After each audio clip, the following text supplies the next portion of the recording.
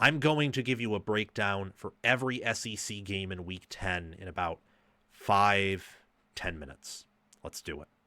First and foremost, we have Texas Vanderbilt.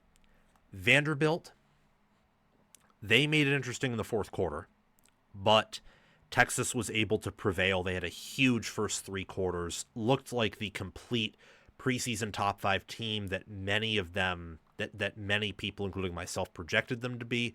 If they can put everything together and play to their ceiling, this is a dangerous team for sure. This channel will make you a college football expert and help you enjoy watching games and make more accurate predictions. So what are you waiting for? Like, subscribe, ring the notification bell, comment your thoughts, and watch the video all the way through so that you can get the full package. And check the description and pinned comment for more ways to help yourself and this channel. That's where I'll leave it at. Georgia escapes Florida. Florida has a talented roster. I would not be shocked if Florida goes bowling and they ruin someone's season. So Ole Miss, or they make Tennessee's season worse than it already is. Would not be shocked if that were the case. But they did not beat Georgia because Georgia's better coached, and Georgia was able to run the ball better and really beat Florida at their own game. And Gunnar Stockton outplayed Carson. I mean, he did outplay Carson Beck, but he also outplayed DJ Lagway in QBR. Mississippi State, they were down to Arkansas by double digits at one point. They were able to come back, win their first SEC conference game since 2024? No, 2023, I believe. Won their first SEC game since that season. Wow. Arkansas has been really... I projected them to go 10-2, but I kind of went off of that after seeing how good their offense was and after seeing Petrino being named the interim. Because they've scored points, but they just don't have a defense worth a lick. So they have dropped now 7 straight games. I do not know who's going to be their next head coach. It's not going to be Rhett Lashley. I almost wouldn't be shocked if they make a deal with the devil and hire Petrino as their next coach. For Mississippi State, they only need one more win to gain bowl eligibility, and that's huge for Jeff Lebby in year 2.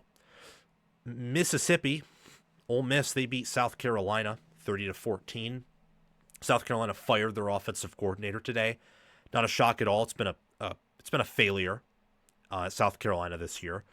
They are not going to beat A&M on the road. Highly doubt it. And a win over Clemson's not guaranteed. So you're looking at 4-8, 5-7 at this point. And the seat being warm for Shane Beamer next year. That's what you're looking at. For Ole Miss, they move on to 8-1. They're firmly in the playoffs if they win out. If Oklahoma continues to win, and even if Ole Miss, say, drops a game to Florida or Mississippi State, they're probably still in. Though I don't know, because a 10-2 Ole Miss with that schedule's not the strongest resume. But if they win, they're in, and they, in theory and on paper, should win out. For Oklahoma, much-needed win over Tennessee. Multiple turnovers, multiple sacks, a defensive touchdown. John Mateer played well. Oklahoma is finding their way on the ground, which is important, not just for this year, but for next year, too. It's very important that Oklahoma is able to run the football next year when they're going to lose some of those guys on defense, and some of their, I think, struggles in recruiting are going to start hitting them. Let's just put it that way. So being able to find a rushing attack and the offensive line getting better as the year goes on is huge. By the way, circling back to O-line, speaking of that, Ole Miss sacking Sellers 6 times is...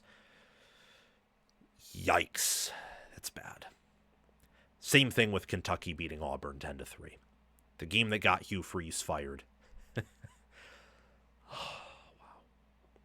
What an idiot. Starting Ashton Daniels over Jackson Arnold.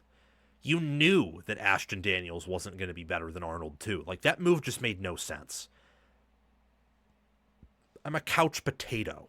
It's why I sit here and make money talking about football, like from an outsider perspective, instead of talking about it from a coaching perspective or playing it. And I could have told you that starting Arnold would be the right move. Like, Freeze is just, he is so close, like, like, like someone with no vision trying to look at their phone. He is so close to the situation that he is incapable of getting out of his own head or getting out from up his you-know-what. He deserved to be fired for, I mean, losing to Kentucky. If Texas lost to Kentucky a few weeks ago, someone on that staff should have been fired the following day for the act of losing to that awful, godforsaken program. And Auburn did it. Texas, to their credit, escaped. Auburn lost at home to Kentucky. At home.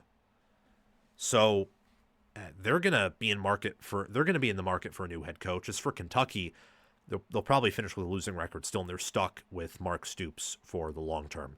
Let me know your thoughts on all those games and also on my brief analysis of them down in the comments section below.